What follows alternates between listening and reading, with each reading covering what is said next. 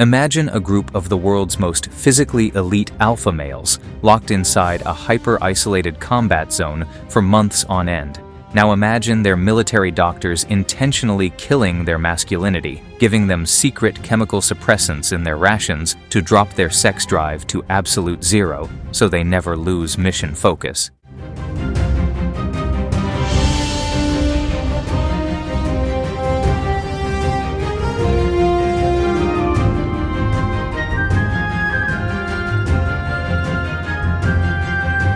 It sounds like a dark, classified military experiment. It sounds like the perfect explanation for how Tier 1 operators survive years of grueling, high-isolation deployment cycles without losing their minds to basic human desire. But it is a lie. The military does not need to put chemical castrators in a Navy SEAL's food, because the mission itself does something far more brutal to the human body.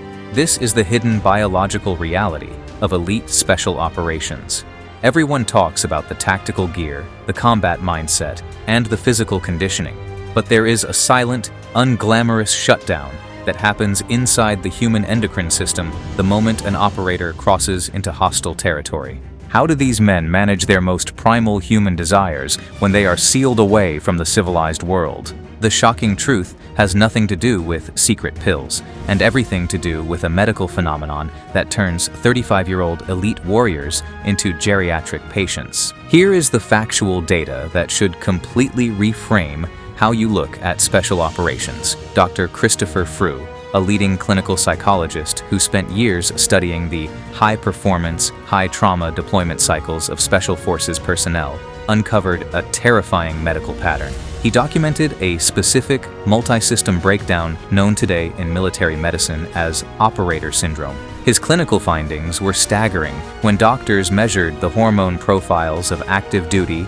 35-year-old Special Forces operators in the middle of intense deployment cycles, they found something impossible. The amount of testosterone flowing through these elite, hyper-fit men was equivalent to the quantity typically found in 80 to 90-year-old men. Their natural testosterone didn't just dip, it completely cratered.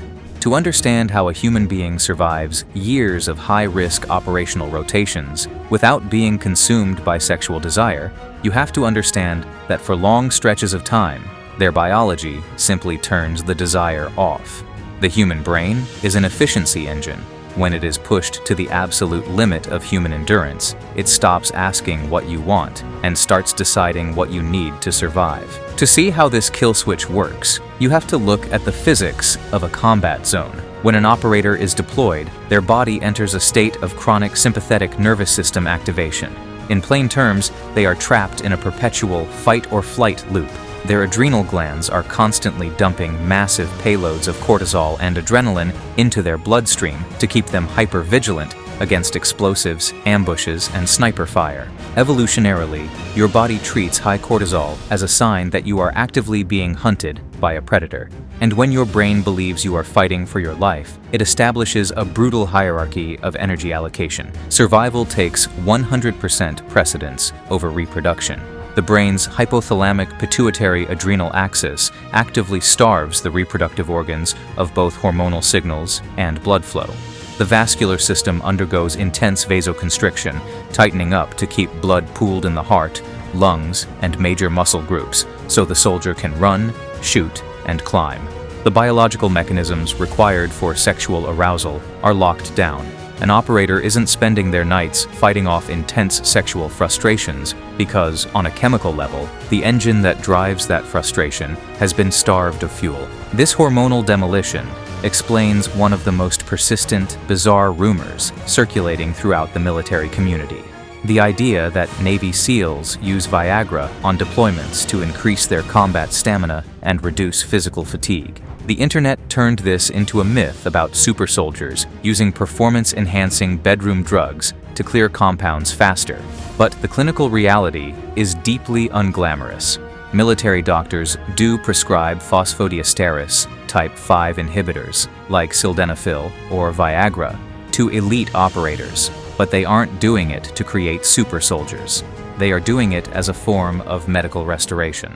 because the trauma of combat, the extreme sleep deprivation, and the constant exposure to freezing water and blast waves cause such severe chronic vascular restrictions that active duty operators frequently suffer from profound service-induced erectile dysfunction. The medication is used simply to force blood flow back into tissues that have been chemically locked down by years of combat stress. It is a clinical patch for a broken endocrine system, handed out by flight surgeons and base doctors trying to repair the physical damage the mission has inflicted on a soldier's body. But human biology is never entirely flat. There are moments during a long deployment where the acute danger settles into a dull, agonizing pause, and when the mind realizes it has survived another day, the pendulum can swing violently in the opposite direction. Psychologists document that in high-risk environments where life and death coexist, the human brain can trigger a defense mechanism known as hypersexuality. It is a subconscious biological panic response. Staring at death for months makes the brain crave a profound physical reminder that it is still alive, turning sexual desire into an emergency release valve for fear, isolation, and aggression.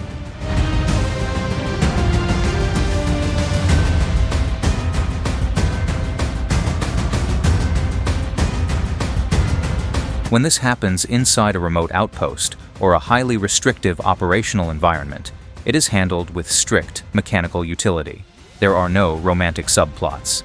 Military policies on fraternization are severe, and inside a tight-knit Tier 1 team, maintaining professional boundaries is a matter of life and death. Instead, operators treat sexual release exactly like eating a ration or taking a combat nap, a tactical procedure to regulate the nervous system.